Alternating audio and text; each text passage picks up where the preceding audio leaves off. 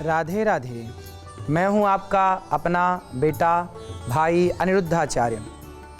महाराज का मंत्र कार्यक्रम में आपका बहुत बहुत स्वागत है। एक ऐसा रिश्ता जिसके बारे में कहा जाता है कि दो लोग मिलकर किसी को शांति से रहने नहीं देते, यानी पति पत्नी का रिश्ता, जिसे कुछ लोग हस्बैंड वाइफ भी कहते हैं, लेकिन मैं तो पति पत्नी कहने में ही भरोसा रखता हूँ। ऐसा क्यों, वो भी बताऊँगा आगे। पहले आपने एक वीडियो देखी होगी हमारी, जिस पर एक महिला ने कहा कि हमारे हस्बैंड, तो मैंने टोका कि हस्बैंड नहीं, पति कहिए। तो मेरा कहना है कि पति कहिए, ना कि हस्बैंड। साथ ही अगर आपके घर में भी रोज़ झगड़े होते हैं तो ऐसा क्या करें कि घर से कलह दूर हो, पति पत्नी के बीच में प्रेम बना रहे, इसका उपाय बताऊंगा TV9 भारतवर्ष पर। महाराज का मंत्र कार्यक्रम देखिए। हम जल्द ही आपके सवालों का जवाब देंगे। हमारे पास रोज़ हज़ारों वीडियो आ रहे हैं। आप भी अपना सवाल भेजिए। जिस नंबर पर व्हाट्सएप करना हो वो नंबर फ्लैश किया जा रहा है, जिस पर आप व्हाट्सएप कर सकते हैं। फिर आप उस नंबर पर वीडियो बना के शेयर करें। आज के कार्यक्रम का मुख्य विषय है पति पत्नी के रिश्ते। पति और पत्नी दोनों की राशि एक है, पा और पा। पा से पति, पा से पत्नी। पा मतलब होता है पा रक्षणे धातु से पति बनता है। पा रक्षा के अर्थ में, जैसे पति, राष्ट्रपति, सेनापति, ये सब रक्षा के अर्थ में है। इसलिए राष्ट्रपति रक्षा करने वाली सेना पर शासन करने वाले को राष्ट्रपति कहते हैं। सेनापति और राष्ट्रपति दोनों सेना पर शासन करते हैं, तो जो रक्षा की जिम्मेदारी ले उसे पति कहते हैं।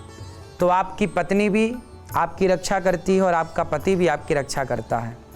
पति आपकी रक्षा करता है कैसे? वो आपके लिए बाहर से सारा काम करके पैसे कमा के आपकी सारी ज़रूरतें घर बैठे ही पूरा करता है। तो पति आपकी ज़रूरतें पूरी करता है, पत्नी भी पति की ज़रूरतें पूरी करती है। कुल मिला के गहरा संबंध और गहरी बात यह है कि पुरुष का मन बहुत भटकता है, 17 जगह जाता है, लेकिन जब पत्नी आती है तो 17 जगह से मन हटकर एक पत्नी में केंद्रित हो जाता है। स्त्री का मन भी चंचल है, बहुत जगह जाता होगा, पर जब विवाह हो जाता है तो एक पुरुष में, एक पति में लग जाता है। अनेक जगह से मन हटकर एक में जुड़ जाता है और दोनों फिर एक होकर के सारी जिंदगी प्रसन्नता से आप पति पत्नी रिश्तों को बेहतर जीते हैं। रिश्तों में क्या चाहिए? आज समाज में देखा गया, बात बात पे तलाक हो जाता है, डिवोर्स हो जाता है। चाहिए क्या? रिश्तों में एक बहुत अच्छी बात ये हो कि पत्नी और पति दोनों समझदार हों, सहनशील हों। यदि आप पति पत्नी के अंदर सहनशीलता है, दो बातें आपने पत्नी की सहन कर ली, दो बातें पति की सहन कर ली, तो रिश्ता को चला ले जाएंगे। यदि आपको सहना नहीं आता तो विचार करिए कि बिना सहे पत्थर, छैनी और हथौड़ों की चोट सहता है पत्थर, जब जाकर के वो भगवान कहलाता है। पत्थर ना सहे तो भगवान कैसे बनेगा? जब वो छैनी और हथौड़ों की चोट सहता है तो मंदिर में पूजता है। बस यदि पत्थर सह करके अनमोल हो गया, कीमती बन गया, भगवान बन गया, तो आप भी यदि रिश्तों को दो बातें पत्नी की और दो बातें पति की सह गए तो फिर रह गए। नहीं सहेंगे तो नहीं रह पाएंगे। इसलिए रिश्तों को चलाने के लिए सहनशीलता चाहिए।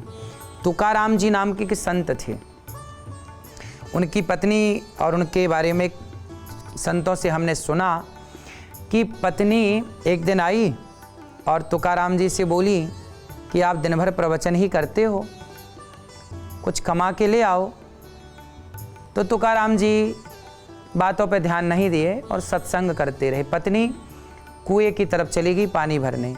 जब पानी भर कर आई तो भी तुकाराम जी सत्संग कर रहे। पत्नी को गुस्सा आ गई कि मैंने कहा कुछ कमाओ, कुछ काम करके लाओ, पैसे लाओ, घर में रोटी का जुगाड़ नहीं है और आप बैठी हैं। तो भरा हुआ पानी से घड़ा तुकाराम जी के ऊपर पटक दिया। तो वहाँ बैठे जो लोग थे उन्होंने कहा आपकी पत्नी कैसी है? देखो आप पर अत्याचार कर रही है। तुकाराम जी बोले मेरी पत्नी बहुत अच्छी है। पहले गई कुएं की तरफ तो गरज करके गई, क्यों जी बैठे रहते हो, काम क्यों नहीं करते? और जब आई तो बरस गई। तो मेरी पत्नी गरजती भी है और बरसती है, पर मैं बुरा नहीं मानता। क्यों?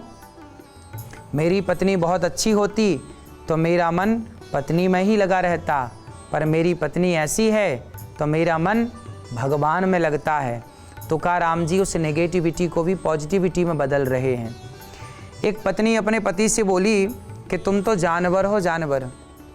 अब कोई भी पति लड़ जाए कि तुम मुझे जानवर कहती हो, पर वो समझदार पति था। देखो रिश्तों में आप नेगेटिविटी तो देख लेते हैं कि उसने ऐसा कह दिया, उसने ऐसा कह दिया, पर पॉजिटिविटी यदि आप देख लें तो झगड़े ही ना हो। पत्नी ने कहा कि आप जानवर हो, पति ने कहा अच्छा मैं जानवर हूँ, तुमने ठीक कहा, तुम मेरी जान मैं तुम्हारा वर, बराबर जानवर। तो रिश्तों को अच्छी बातें कहकर रिश्तों को गुलाब भी बनाया जा सकता है, सुंदर भी बनाया जा सकता है। जब युद्ध आतंकवादियों से हो, जब युद्ध आक्रांताओं से हो, जब युद्ध घुसपैठियों से हो, तब तो जीतना बनता है। पर जब युद्ध अपनों से हो, लड़ाई अपनों से हो, तो अपनों से जीतना नहीं, हार जाना है। आपकी हार ही आपकी जीत बनेगी। इसलिए रिश्तों को चलाने के लिए बस सहनशील हो जाइए, चुप रहना सीख जाइए, माफ़ करना सीख जाइए, सॉरी कहना सीख लीजिए, कोई बात नहीं सॉरी, और इग्नोर। कोई भी बात हो, आपको पसंद नहीं है ना वो बात, इग्नोर कर दीजिए। पत्नी की बात हो या पति की, किसी भी रिश्ते की बात हो, पसंद नहीं है ना, भाई की बात पसंद नहीं आई, इग्नोर कर दीजिए। बात को इग्नोर करिए, रिश्तों को इग्नोर मत करिए। बात है, कसमें वादे प्यार वफा सब बातें हैं, बातों का क्या, ये तो बातें हैं। इसलिए हमारे यहाँ जब विवाह होता है, पति पत्नी का संबंध होता है, तो गठ जोड़ा होता है, गांठ जोड़ी जाती है, जोड़ा बनता है, हम दो मिलकर एक हो जाते हैं। पति को पत्नी को अर्धांगिनी, स्त्री को अर्धांगिनी कहा जाता है। पति प्लस पत्नी बराबर 1 + 1 बराबर, गणित में तो 2 हो जाएगा, 1 और 1 2। लेकिन जब रिश्तों की बात करेंगे पति पत्नी की, तो 1 और 1, पति और पत्नी मिलकर ये 2 नहीं होंगे, 1 और 1 1 ही रह जाएगा। जब मैं था तब हरी नहीं, अब हरी है मैं नाए, प्रेम गली अति साकरी, जा मैं दो न समाए। जब प्रेम जब अनंत हो गया, तब रोम रोम संत हो गया। जैसे भक्त और भगवान मिलकर 2 नहीं 1 हो जाते हैं। प्रेम की गली में 2 की जगह ही नहीं है। तो जब रिश्तों में प्रेम होता है तो आप 2 कहाँ होते हैं? झगड़े के लिए 2 चाहिए, और आपने यदि प्रेम किया है तो आप मिलकर 1 हो जाएंगे। और जब 1 हो जाएंगे तो फिर 1 से झगड़ा थोड़ी होता है, झगड़ा तो 2 से होता है। तो आप 2 मत रहिए, पति और पत्नी मिलकर 1 हो जाइए, और आपका 1 होना ही आपके जीवन की सार्थकता है, जीवन का सुकून है। पति और पत्नी प्रेम से रहते हैं ना, तो ये समझ लेना चाहिए कि आपका घर स्वर्ग है। और पति पत्नी अनुकूल नहीं है तो आपकी दौलत कितनी भी हो, नर्क है वो घर, नर्क। स्वर्ग में जाना चाहते हो तो प्रेम से रहना सीखिए, सहनशीलता को बढ़ाइए। राधे राधे। पति पत्नी को किस तरह रहना है, तो मैंने एक मंत्र दिया कि पति पत्नी को प्रेम से रहने का मंत्र है, 1 उंगली उठाइए, मुख में रखिए, अर्थात चुप रहिए। देखिए रिश्ते जो होते हैं ना, बड़े नाजुक होते हैं। उन रिश्तों को कैसे बचाया जाए? जब कुएं में बाल्टी उतरती है तो बाल्टी पहले झुकती है, तब वो भरती है। उसी तरह कई बार हमारी गलतियां नहीं होती, फिर भी हमें सॉरी बोलना पड़ता है। कोई बात नहीं, आपकी गलती नहीं है, फिर भी आपने सॉरी कहा, मतलब आप घर में सबसे समझदार हैं कि गलती ना होने पर भी आपने सॉरी कहा। आपका सॉरी कहना ये बताता है कि आप कितने संस्कारी हैं, कितने समझदार हैं। आपने सॉरी इसलिए कहा कि रिश्ते ना टूट जाएं, कई बार अकड़ के व्यक्ति खड़ा हो जाता है, मैं झुकूंगा नहीं, मैं सॉरी नहीं कहूँगा।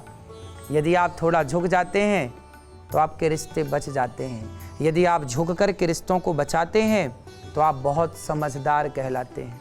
आपकी तरह समझदार कोई नहीं है यदि आपने झुक कर के रिश्तों को बचाया तो। इसलिए अकड़िए मत, थोड़ा झुकिए। झुकता वही है जिसमें जान होती है, और अकड़ खास मुर्दे की पहचान होती है। इसलिए अकड़ो मत, झुक जाओ। उपाय: यदि किसी पति पत्नी के रिश्ते में खटास है, ठीक से रिश्ते नहीं चल रहे हैं, तो आप एक काम कर सकते हैं कि आप एक लोटा जल लीजिए, उसमें थोड़ा गुड़ मिलाइए, गुड़, और मीठा जल करिए और मीठा पानी सूर्य भगवान को चढ़ाइए। सूर्याय नमः, आदित्याय नमः। सूर्य भगवान को जब मीठा जल आप चढ़ाते हैं तो आपके रिश्तों में मिठास बढ़ती है, आपके रिश्ते मधुर होते हैं। आपके रिश्ते सदा मधुर रहें, इसके लिए सूर्य भगवान से आराधना कीजिए कि हे प्रभु, हमारे रिश्ते सदा मधुर रहें, इस मीठे जल की तरह मधुर रहें। तो आपके रिश्ते निश्चित मीठे जल की तरह मधुर होंगे। और रिश्तों को मीठा बनाने के लिए, मधुर बनाने के लिए फिर मैं आपसे कहूँगा कि पत्नी बहुत समझदार हो, पति बहुत समझदार हो, पर पति से भी ज़्यादा समझदार एक स्त्री को होना चाहिए। यदि स्त्री समझदार है, मैच्योर है, तो रिश्ते को निभा ले जाएगी। और यदि स्त्री समझदार नहीं है और पुरुष बहुत समझदार है, तो पुरुष चाह करके भी रिश्ते नहीं चला सकता। पुरुष तो रिश्ते चला सकते हैं, ठीक है, लेकिन यदि हम दोनों की तुलना करें कि स्त्री और पुरुष में ज़्यादा समझदार कौन हो, तो स्त्री यदि समझदार है पुरुष से अधिक, तो वो घर को टूटने नहीं देगी, वो प्रेम के सूत्र में बांधकर चला लेगी। और स्त्री समझदार नहीं है तो पुरुष कितना भी समझाए फिर समझ में नहीं आता, वो रिश्ते टूट जाते हैं। इसलिए हर माँ बाप को चाहिए कि आप अपनी बेटियों को, अपने बेटों को थोड़े रिश्तों के बारे में भी बताएं, समझाएं कि बेटा रिश्तों को चलाने के लिए और निभाने के लिए, आज देखिए रिश्ते बनाए तो जाते हैं, लोग बना लेते हैं, विवाह कर लेते हैं, रिश्ते बना तो लेते हैं पर चला नहीं पाते। रिश्तों को चलाने के लिए जस जस भीगे कामरी तस तस भारी होए। जब उम्र बढ़ती है ना तो समझदारी आती है। विवाह के 4-5 साल तक तो रिश्तों में बहुत तूफान जैसा माहौल होता है। नई लड़की है, नया लड़का है, नया संबंध है, नए दोनों हैं, नया खून है और नया नया मिलन है। एक दूसरे को समझने में वर्षों बीत जाते हैं। जब 4-5 साल आपके रिश्तों को हो जाएंगे ना, तब आप थोड़ा एक दूसरे को जानेंगे, पहचानेंगे। आज ही आपका विवाह हुआ और कल ही आप जान जाएं, ऐसा नहीं होता। शुरुआत में तो बहुत लड़ाई झगड़ा होती है, क्योंकि स्त्री के विचार नहीं मिल पाते, पुरुष के विचार नहीं मिल पाते। पुरुष कहता है कि तुम ऐसे रहो, स्त्री कहती है कि आप ऐसे रहो, मिल नहीं पाता। जबकि रिश्तों में क्या चाहिए? विचारों का मिलन। इसलिए हमारे यहाँ समधि होता है कि समधि, धी मतलब बुद्धि। जब लड़की के पिता और लड़के के पिता के विचार मिलते हैं, लड़का और लड़की के विचार जब लड़का और एक लड़की के विचार मिलते हैं, तब एक संबंध की कल्पना होती है, तब एक संबंध बनता है। तो संबंध को बनाने के लिए क्या चाहिए? क्या चाहिए संबंध को बनाने के लिए? एक अच्छी बुद्धि। तो एक अच्छा संबंध बनाने के लिए, संबंध को निभाने के लिए विचारों का मिलान चाहिए। आपका शरीर तो मिलता है पर विचार नहीं मिलते, जबकि रिश्तों में विचारों का मिलन हो। पत्नी के विचार पति में मिल जाए, पति के विचार पत्नी में मिल जाएं, और विचारों का जब समर्पण होगा तो निश्चित आपके रिश्ते चलेंगे नहीं, दौड़ेंगे। तो विचारों को मिलाइए। संबंध कैसे हों? पत्नी के विचार से हम सहमत हैं, आप सहमत हो जाइए। कभी पत्नी की बात आप मान लो, कभी पति की बात आप मान लो। आपके विचार से हम सहमत हैं, हमारे विचार से आप सहमत हो जाइए। यदि सहमति आ गई तो फिर विवाद ना होगा पति पत्नी का। तो आप समझदार हैं, मेरी बात समझ रहे हैं, सहमत हो जाइए एक दूसरे के विचार से, और फिर दोनों सहमत होकर ईश्वर की आराधना करिए, भगवान का चिंतन करिए, भगवान नाम का जाप करिए। यही जीवन है, यही जीवन का सार है। राधे राधे। आज की देवी है सीता और आज के देवता है राम। जब माता सीता को किसी के कहने से वनवास जाना पड़ा, तब माता सीता से किसी ने पूछा कि क्या आपको राम जैसा पति अब अगले जन्म में चाहिए? तो माता सीता ने कहा कि जितनी बार मेरा जन्म हो, मुझे तो राम ही पति के रूप में चाहिए।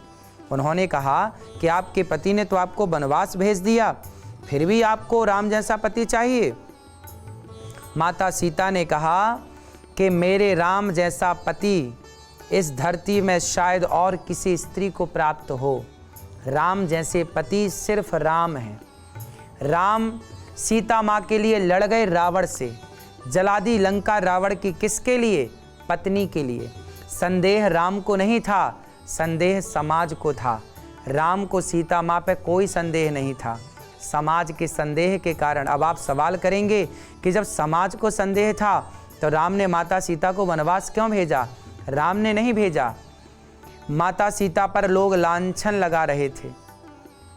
क्या करते राम जी? यदि सीता माँ को वनवास ना भेजते तो लोग कहते कि राम जी तो परिवार की बात सुनते हैं, प्रजा की बात सुनते ही नहीं। और राम एक राजा है, राजा का धर्म है कि प्रजा की बात सुने। तो प्रजा की खुशी के लिए राम ने अपने सुख का त्याग कर दिया, माता सीता को वनवास जाना पड़ा। बाद में अग्नि पर पृथ्वी में समाकर माँ भगवती ने अपनी पवित्रता का परिचय दिया। तो पत्नी कैसी हो कि पति जब आपको खूब तोहफे लाए, गिफ्ट लाए, तब तो आप पति के आसपास रहें, पति को प्यार करें। और पति जरा आपको डांट दे, जरा कुछ कह दे, कुछ गलत शब्द का प्रयोग हो जाए तो आप रूठ जाती हैं, मायके चली जाती हैं। ना, पति ने जब आपको प्यार किया है तो डांटेगा भी आपको। इसलिए पति के तेरे फूलों से भी प्यार, तेरे कांटों से भी प्यार, पति के फूलों से भी और पति के कांटों से भी प्यार होना चाहिए। ऐसा ही पुरुष हो कि पत्नी के फूलों से और कांटों से, दोनों से प्यार हो। आज पत्नी अच्छी बात करती है, आज पत्नी जवान है, शादी की नई, अभी आपके 5 साल गुजरा, 10 साल, इन 5-10 साल में स्त्री सुंदर ही होती है। लेकिन जैसे जैसे उम्र ढलती है, स्त्रियां या पुरुष दोनों एक बुढ़ापे की ओर जब बढ़ते हैं तो सुंदरता कम होने लग जाती है, झुर्रियाँ आने लग जाती हैं, चमड़ी ढीली पड़ने लग जाती है। उस समय में पुरुष अपनी स्त्री को देखता नहीं है, उस समय में उसको, वो पराई स्त्रियों को देखने लग जाते हैं कुछ पुरुष। इसलिए मैं आपसे कहूँगा कि पत्नी आपकी है, सदा आपको उसी के साथ रहना है, कैसी भी हो, बूढ़ी हो या जवान हो, पत्नी आपकी है। हर हाल में अपनी पत्नी के साथ रहिए और कभी उसे ये मत कहिए कि जा तू अपने बाप के घर चली जा। ना, पत्नी का घर यही है जहाँ वो रह रही है, ससुराल।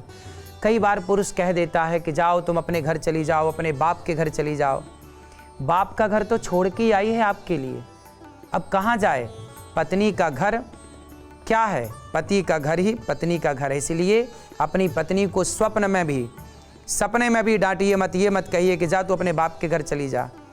आपका घर ही अब उसका घर है, उसका घर ही अब आपका घर है। अब दोनों का घर, आप दो रहे नहीं, एक हो गए। कभी पत्नी को, उसके ससुराल पक्ष को, पत्नी की माँ को, पत्नी के पिता को कभी आप जलील मत कीजिए, अपमानित ना कीजिए। आप नारी को डांटिए, लेकिन नारी के माँ बाप को मत डांटिए। पत्नी के माता पिता को जब आप डांटते हैं तो पत्नी बहुत प्रताड़ित होती है कि देखो मेरी माँ ने कितना मेहनत करके, कितना परिश्रम करके मेरे पिता ने मेरा विवाह किया। मेरे पिता से, हर एक लड़की अपने पिता से, अपनी माँ से अटैच होती है। हर माँ बाप अपने बच्चों से और हर बच्चे अपने माँ बाप से प्यार तो करते ही हैं। जब आप अपनी पत्नी की माँ और पिता को जब कुछ कहते हैं तो पत्नी दुखी होती है। कभी भी पत्नी के माँ बाप पर उंगलियां नहीं खड़ी करनी चाहिए। आप दोनों खुशी से रहिए। और अब पत्नी की माता आपकी भी तो माता है, हम सबकी माता हैं। जैसे गौरी गोपाल आश्रम में 288 वृद्ध माताएं रहती हैं, उन्होंने मुझे जन्म नहीं दिया, इंसानियत के नाते तो मैं सबको माता मान के सेवा करता हूँ ना। तो आपकी जो पत्नी की माता है तो आप उससे माता कह के, माँ कह के, और उसकी भी सेवा कर लो, क्या बुराई। आप अपनी माँ की भी सेवा करके खुश रखो, पत्नी की माँ की भी सेवा करके खुश रखो। रिश्तों में समर्पण चाहिए, समर्पण है तो रिश्ते चलेंगे। राधे राधे। आज का मंत्र आपके लिए है कि आप मुझे वादा करो कि आज से आप अपनी पत्नी को बीबी नहीं कहेंगे, वाइफ नहीं कहेंगे, अपनी पत्नी को आज से आप पत्नी ही कहेंगे, मेरी धर्म पत्नी। जहाँ परिचय कराएंगे तो मेरी वाइफ, मेरी बीवी नहीं, ये मेरी धर्म पत्नी है। चूँकि आपने धर्म के साथ मंडप गाड़ के विवाह किया है, तेल हल्दी चढ़ी है और विधि विधान से आपका विवाह हुआ है। कोई भगा के तो लाए नहीं हैं आप। भगा के लाए होते तो आप कहते कि ये बीवी और वाइफ है, पर आपने विवाह धर्म से किया, तो जहाँ जाइए परिचय कराइए कि ये मेरी धर्म पत्नी है। और स्त्रियाँ भी, आप ये मत कहिए कि ये मेरे हस्बैंड हैं, आप ये कहिए ये मेरे पति हैं, ये मेरे पति परमेश्वर हैं, ये मेरे पति परमेश्वर हैं। आप सदा यही कहिए कि ये मेरे पति परमेश्वर हैं। यही आपका मंत्र है। सदा पति पत्नी प्रेम से रहिए और बच्चों को सिखाइए कि बेटा हमें मम्मी ना कहो, हमें मैया कहो, बेटा हमें पापा ना कहो, हमें पिताजी कहो। एक पुराने भारत में हम फिर वापस लौटने का एक छोटा सा प्रयास करते हैं। तो आज का मंत्र यही है कि मम्मी नहीं मैया, पापा नहीं पिताजी, हस्बैंड नहीं पति परमेश्वर और वाइफ नहीं धर्म पत्नी। इस तरह से आप अपने जीवन को बदल सकते हैं। कहने का ढंग बदलेगा तो रहने का ढंग भी बदलेगा। जब कहने का ढंग नहीं बदलेगा तो रहने का ढंग कैसे बदलेगा? तो आओ पहले कहने का ढंग बदलते हैं, फिर रहने का ढंग तो बदल ही जाएगा। कल फिर TV9 भारतवर्ष पर रोज की तरह कल 7:20 पर ये दास अनिरुद्ध फिर आपके साथ एक नया प्रोग्राम लेकर आएगा और आप बड़े प्रेम से कल जानेंगे कि एकादशी कैसे मनाएं। और कल ही एकादशी का पर्व है। आप सब कल एकादशी का पावन पर्व मनाएं और एकादशी कैसे करनी है, क्या खाना है, क्या नहीं खाना, कल की चर्चा में हम एकादशी के बारे में जानेंगे। कौन है एकादशी, क्यों मनाई जाती है, क्या महिमा है इस एकादशी की, क्या हुआ था, एकादशी के बारे में कल जानेंगे। राधे राधे।